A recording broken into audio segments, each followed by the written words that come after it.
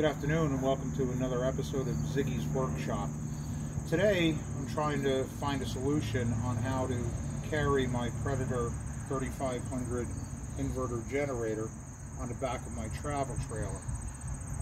I have a Lippert flip down rack. This can ride in a vertical position here. But these are only rated for 125 pounds, and when you have a lot of weight hanging way back off the tail end of your trailer, you could create a situation where you could get a lot of tail wagging or you get a lot of sway. I needed to find a way to keep the weight forward, and I wanted to share the weight between the bumper, which is welded here, and these aren't the best welds, so you don't want to put too much weight on them, and the weight here on the rack. What I came up with is I have a 3/4 inch sheet of plywood. This is all painted black, and I built this a few years ago, and it's been holding up very well.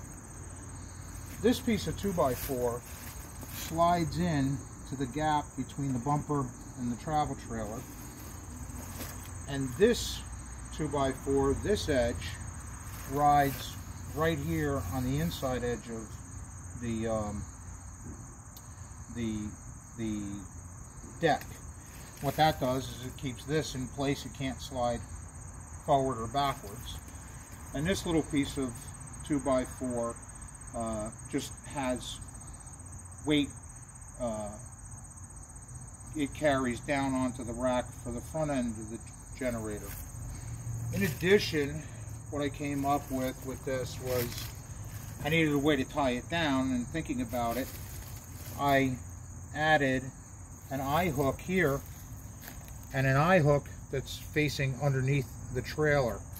And for ease of installation or ease of use, I generally take and I hook this up first before I do anything. I slide it out of the way. I don't want to have to climb under there. I'm too fat and old to be climbing under there every time I want to do this. So I try to think ahead when I can. So like I said, this fits on here nicely, and it's now secure. The generator I put so that the plug end faces where my electrical is on my travel trailer, so that if we're traveling and want to stop and need to run the air conditioner, all I got to do is run my cord right here, and I can run this on here. It doesn't transfer too much vibration into the trailer.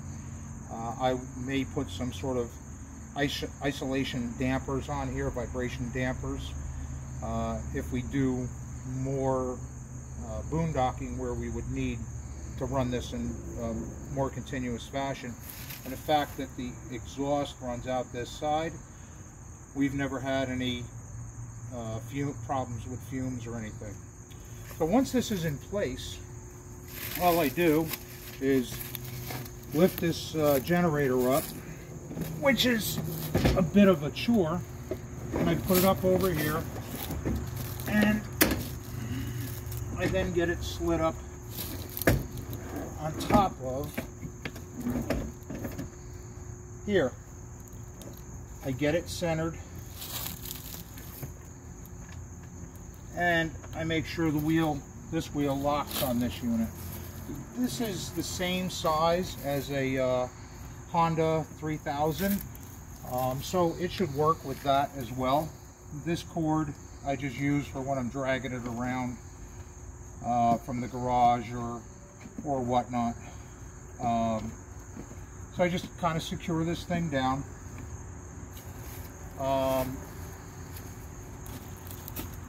I have a cover for the generator.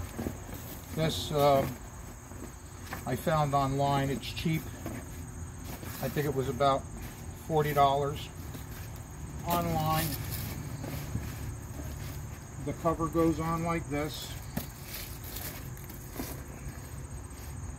Cinch it up real well. I just take the excess and hook it on over there. I then take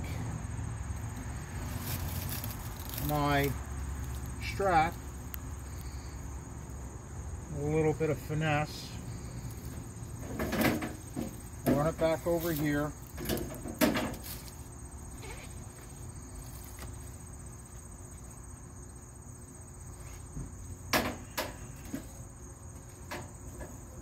I hook into my second eye hook and ratchet this down a bit.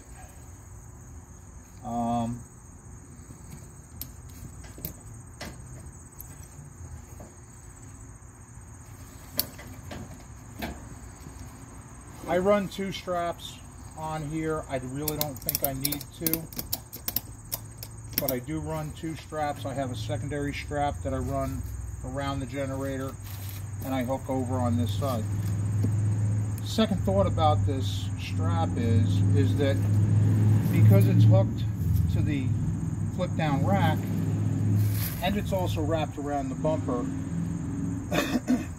I have a little bit of added protection where this is not going to, should the bumper break, it's still attached to the rack. If the rack breaks, it's still attached to the bumper. It's not going to go anywhere. And then my straps are long, and they're a pain, like everybody knows they are. I just simply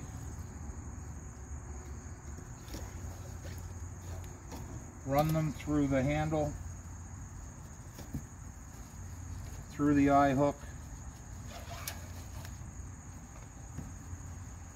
back through the handle,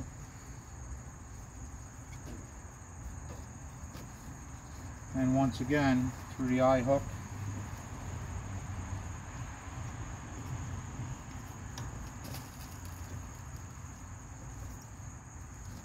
through the handle, and a quick half hitch, double half hitch, and this isn't going anywhere. For $10 worth of scrap materials, this thing is now secure. It's not going to go anywhere. Again, I made this 4 or 5 years ago. It's worked flawlessly since I made it. I don't have any trailer sway. I warn you, mileage may vary. I know that my weight distribution hitches are set up properly with the anti-sway. Again, I caution people for putting too much weight on the back of their travel trailers. It can cause you a problem.